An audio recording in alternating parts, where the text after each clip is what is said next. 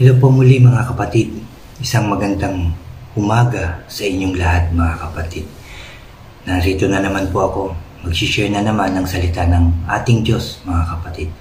Muli niyo pong ihanda yung inyong mga puso dahil sa pag-aaral natin ngayong umagang ito. At bago tayo mag-umpisa, tayo po ay mananalangin. Samahan niyo po ako. Yes, O God, Mighty God in heaven, pinupuri ka namin at pinasasalamatan. Lord, maraming salamat. Muli mo kaming ginising ng maayos at malakas ang katawan. Binigyan na naman ng isang pagkakataon sa aming mga buhay. Una, ang makapakinig, makapag-aral, makapanalangin, O God. Makapanalangin, makapag-aral ng iyong mga makapangyarihan salita upang magawa namin ang lahat. Maraming salamat, O God. Salamat po, Lord, and I pray muli mo kami samahan, turuan, gabayan, O God. Ihanda yung aming puso't isipan at samahan mo rin po ako, turuan at gabayan, O Diyos, upang puro salita mo lamang ang lumabas sa aking bibig. Maraming salamat, Ama sa langit. Inaangkin na po namin ang katagumpayan ng aming gawain ito.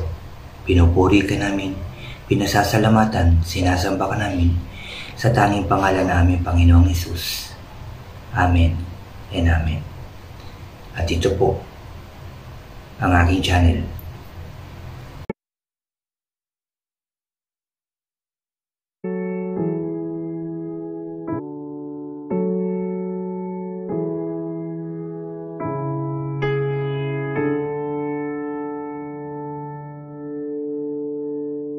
Kain ko lang yung mga bago po dyan sa aking channel na huwag niyo pong kalimutan na mag-subscribe. Paki-like and share niyo po ang aking mga videos at paki-click niyo na rin po ang notification bell para lagi po kayong updated sa mga bago ko pang i-upload. Salamat mga kapatid. Mga kapatid, natapos na natin ang chapter 16 na napakaraming nangyari sa mga hari. At ngayon, nandito na po tayo sa chapter 17. Mag-umpisa na po tayo. Chapter 17 verse 1. Sinugo ng Diyos si Propeta Elias. Si Elias ay isang propetang taga Tisbe na sa Gilead. Sinabi niya kay Ahab, saksi si Yahweh, ang buhay na Diyos ng Israel na aking pinaglilingkuran, hindi uulan ni hindi magkakamuog sa mga darating na taon hanggat hindi ko sinasabi. Pagkatapos, sinabi ni Yahweh kay Elias, umalis ka rito at magtago ka sa batis ng Karit sa silangan ng Jordan. Maiinom mo ang tubig sa batis at may, sabi dito, inutusan akong mga uwak na maghahatid sa iyo ng pagkain. Amen. Sumunod nga si Elias sinunod nga ni Elias ang mga sinabi ni Yahweh. Lumakad siya at nanirahan sa may batis ng Karit sa silangan ng Jordan. Umaga't hapon may mga uwak na nagdadala sa kanya ng pagkain at sa batis naman, sabi dito, siya umiinom. Ngunit dumating ang panahon na natuyo rin ang batis. Verse 8, pinapunta si Elias sa Sarepta. Kaya sinabi sa kanya ni Yahweh, umalis ka rito, pumunta ka sa Sarepta, sa lupain ng Sidon. May inutusan akong mga byuda na magpapakain sa iyo roon. Pumunta nga siya roon at nang papasok na siya ng pintuan ng lungsod, nakita niya ang mga byuda na namumulot ng panggatong. Sinabi niya sa babae, maaari po bang makiinom? Aalis na ang babae upang ikuha siya ng tubig ng pahabol niyang sabihin, kung maaari bigyan mo rin ako ng kapirasong tinapay. Sumagot ang babae, saksi si Yahweh, ang inyong buhay na Diyos, nawala na kaming tinapay. Mayroon pa kaming kaunting harina at ilang patak ng langis. Namumulot nga ako ng panggatong upang lutuin iyon at makakain man lamang kami ng anak ko bago kami mamatay. Sinabi sa kanya ni Elias, huwag kang mag-alala. Pumunta ka na at gawin mo ang iyong sinabi. Ngunit ipagluto mo muna ako ng isang maliit na tinapay at pagkatapos magluto ka ng para sa inyo, sapagkat ganito ang sabi ni Yahweh, Diyos ng Israel, hindi ninyo mauubos ang harina sa lalagyan at hindi rin matutuyo ang langis sa tapayan hanggang hindi sumasapit ang takdang araw na papatakin na ni Yahweh ang ulan. Ginawa nga ng babae ang utos ni Elias at hindi naubos ang pagkain ni Elias at hindi naubos ang pagkain ni Elias at ang mag-ina sa loob ng maraming araw. Hindi nga naubos ang harina sa lalagyan at hindi rin natuyo ang langis sa sisidlan tulad ng sinabi ni Yahweh sa pamamagitan ni Elias. Amen and amen. Dito makikita natin na napakabuti at makapangyarihan talaga ang ating Diyos sa pamamagitan ni Elias, dahil si Elias ay tunay na naglilingkod sa ating Diyos. Pinaalis niya dahil matutuyo ang mga ilog, ang mga batis sa lugar na yun.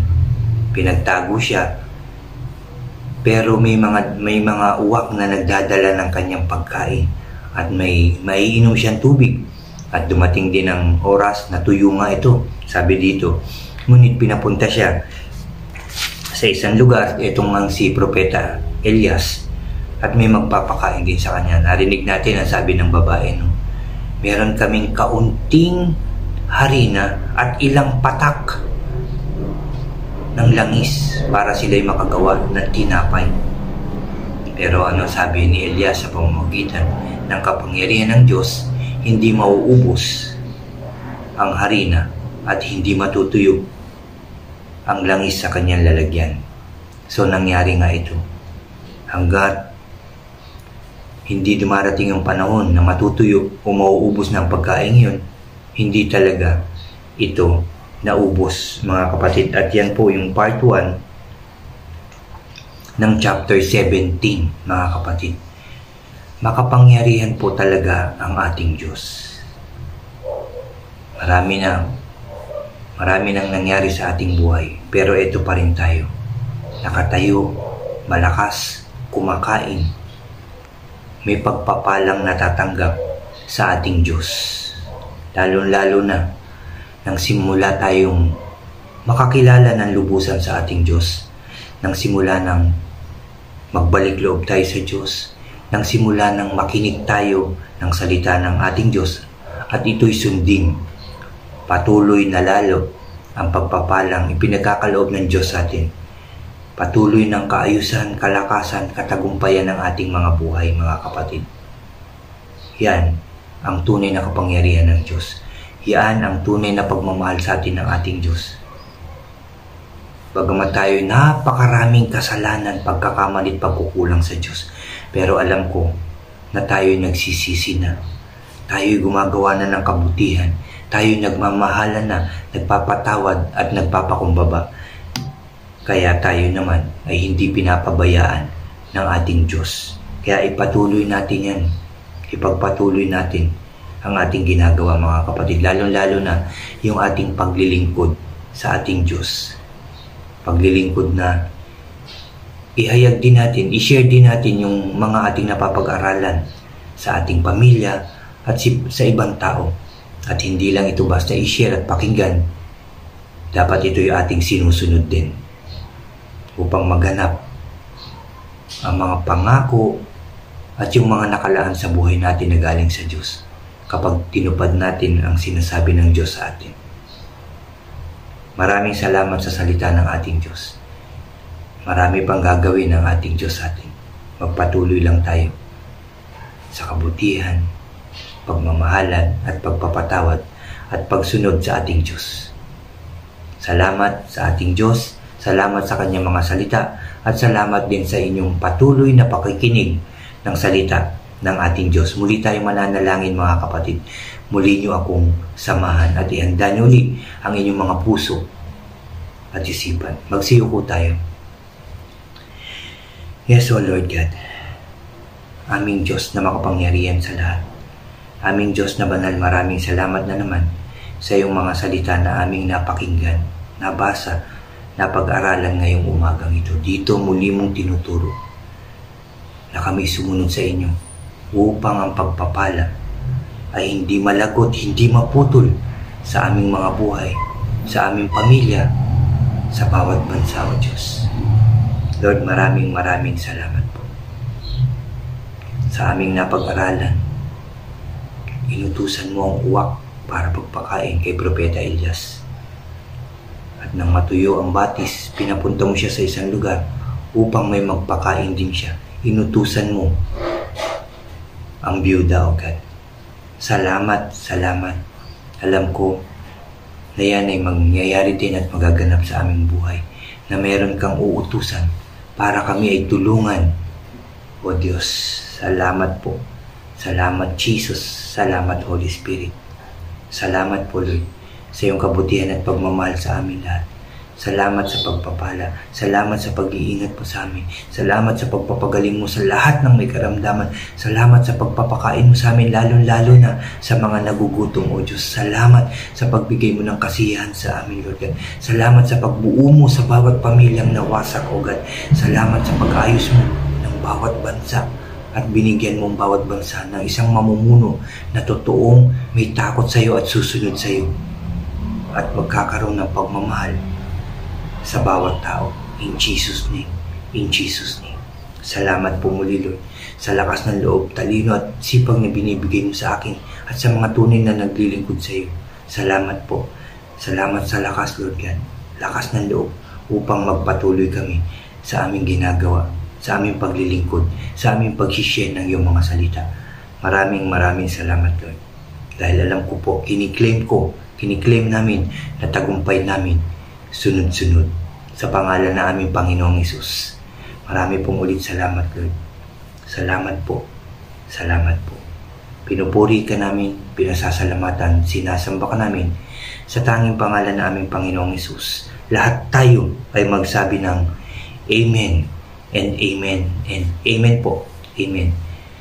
Salamat sa ating Diyos. Alam kong dinig na dinig niya ang ating panalangin, mga kapatid. At nakikita niya ang inyong mga puso. Nakikita niya ang inyong mga kalagayan. Nakikita niya ating mga kalagayan. Kaya alam ko sa mga oras na to, aayusin niya ang ating buhay, pamilya at bansa. At pagtatagumpayin niya tayong lahat sa pangalan ng ating Panginoong Hesus. Maraming salamat mga kapatid. At God bless po sa inyo lahat. God bless po sa ating lahat.